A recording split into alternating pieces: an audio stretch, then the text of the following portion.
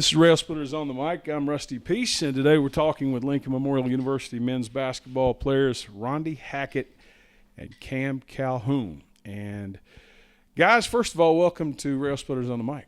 Nice to be here. Thank you. Nice to be here. Thanks for having us. Guys, let's go back through your career for just a minute. I mean, it's been quite a ride for both of you. I mean, when you look back, you come in as redshirt freshmen. The team that you come in on goes to the national championship, region champs, Elite Eight, national championship. You back that up the following year with another trip to the Elite Eight. Your redshirt sophomore years, number one team in the country. Arguably the best team in the country, regardless of outcome at the end of the postseason. A team that beats you three times, or that you beat three times, comes in, knocks you off, goes on into the Elite Eight. And last year, and I have to say this kind of with a light laugh, because we won 20 games last year as redshirt juniors. And there's probably 350, 400 NCAA Division II teams in the country. Probably 300 of them would kill to have 20 wins. Definitely. So for you guys, I mean, it's somewhat, for me, looking at you guys, it's somewhat surreal because you're among the winningest LMU players ever. Sir. Let me get your feelings on that. I mean, what role do you see in what has, in the Shirts era, become a dynasty? What's your role in this whole thing? Just coming in, like you said, we came in as redshirt freshmen. Just having that bar set so high. Coming in with guys that were vets already, or the guys that already knew that was what they were doing, and so we just had to come in and fill our role. Just kind of, like I said, they were great guys, great players, so they made us better each and every day. So that helped us in coming into our role in this team and being a part of this history. Cam, how about you? Same question. I mean, you've been a little more involved since earlier on, but you still were a redshirt at that point, and so you got kind of some direction from some guys who were eventually All-Americans. Yeah, like Ronnie said, they were all vets when we came in as freshmen. They were all fifth-year, fourth-year guys that's been here, played in the league, knew the conference players that all been playing here, so they've been playing against each other for a while, so they already knew what to expect. And just having that leadership role in front of us kind of just helped dictate how I further myself as a player and as an individual.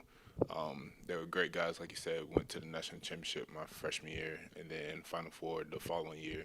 And like you said, number one team in the country the year after that.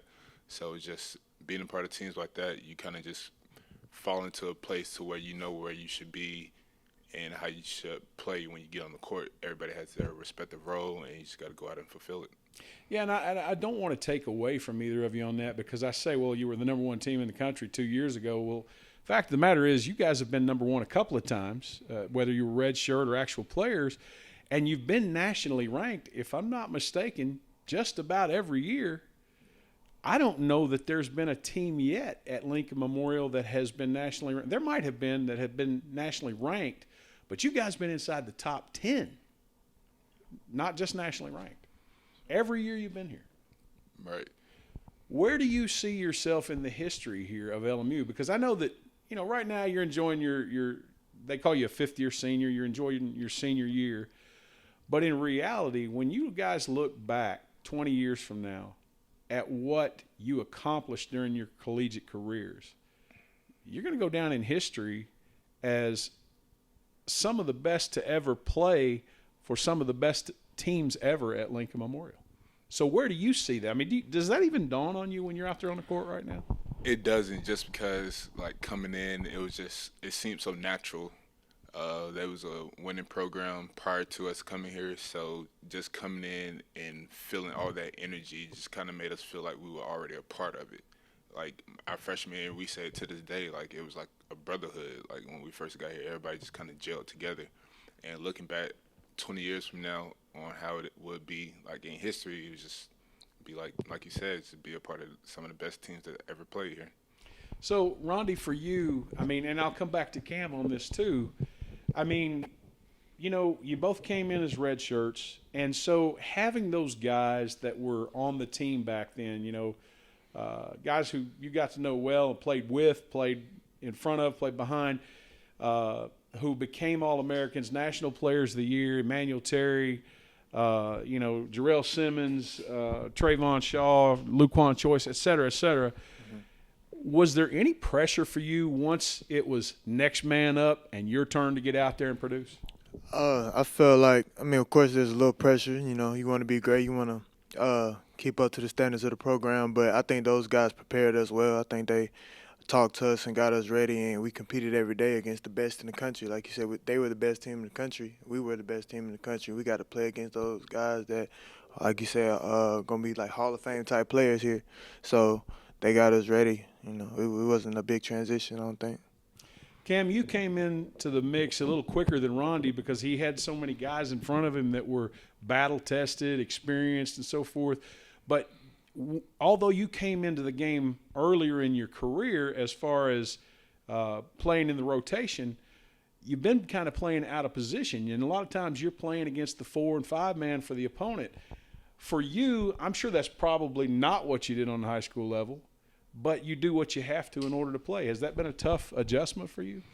Not really, because like you said, I've been playing out of my position since I've been here, but it's really been like that my entire life. I had that instant growth spurt at an early age, so I always been playing like the 5 and 4. I really didn't touch like the guard position maybe until like my junior and senior year. I played point guard, and that really was like the only time I got to play like my natural position.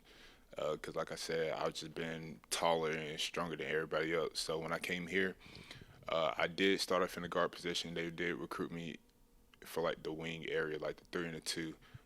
But moving forward, it kind of went down to like the 4 and 5, just because just get in where you fit in. They needed me at playing down, so we could play small. Coach Shirt's like playing small ball a lot, so me being as physical as I am, me playing the 4 and 5 was just what we needed. So it wasn't that big of a transition. I like playing outside on the wing, but I'm a team player, so whatever they need me to do, I'll do it. I think secretly Rhondi he's a guard in a 6'7" frame. Rhondi, when you came in, early in your career, I almost knew when that 3 was going up. You could almost predict it. Now you're more in the typical role of a post player. You're going in, you're making things happen inside, you're getting us started early in the game usually. And then after that, it's more of those cuts to the basket rather than posting up. Yeah, just like Cam said, it's whatever coach needs us to do. My job is to get action going, play defense, anchor our defense. That's what I'm supposed to do this year, and that's what I'm gonna do for us to win. So. All right, so let's look at the record now. We're 9-1 as of today's interview. Yes, sir. You're ranked number 6, I think. 7? Okay, 7 in the NABC poll. Your only loss in the season opener to a team that is still unbeaten, right now ranked 6th in the country, I think, at West Texas A&M. West Texas.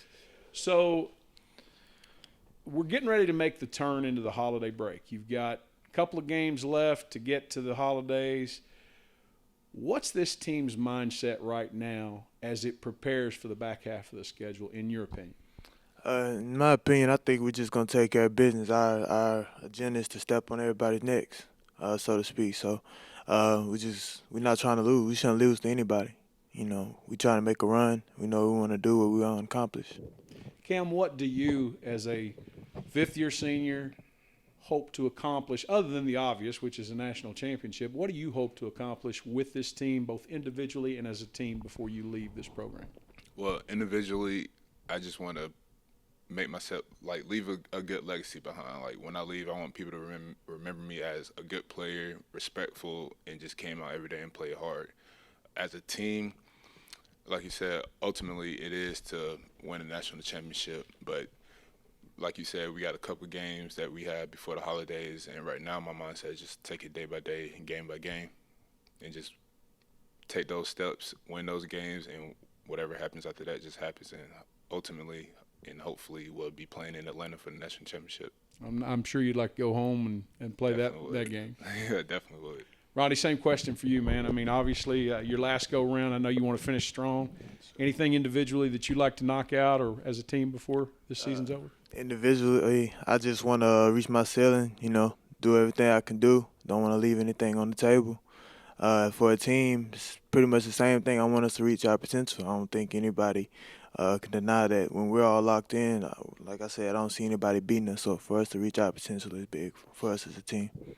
Well, guys, don't ever let anybody take what you've done away from you, because I'll tell you, I've seen the best that LMU has to offer for the last 40 years. And this team, when it's hot, when it's dialed in, is as hot as any team we've ever had. And right now, we're in the driver's seat. It's ours to lose, so take care of business, and hopefully the holidays will be good, and we'll have a happy new year with that national championship later on down the road. Yes, sir. See you then. Guys, thanks. Thank you. This has been Railsplitters on the mic. I'm Rusty Peace. Thanks for watching, and for Rhondi Hackett, for Cam Calhoun. We'll see you next time here on Railsplitters on the mic.